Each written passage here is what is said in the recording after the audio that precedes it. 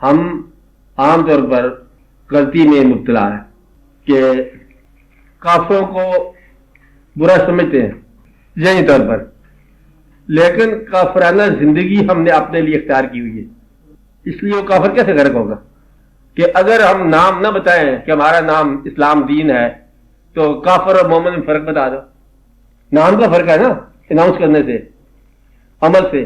अब घरेलू जिंदगी में आपके यहां जितनी चीजें इस्तेमाल होती है, मशीनें, सारी की सारी काफराना साख्त की हैं, तर्ज हयात काफराना है, कुछ इल्म भी काफराना ही है, ये जो कितने कॉलेज स्कूल में पढ़ाई जाती।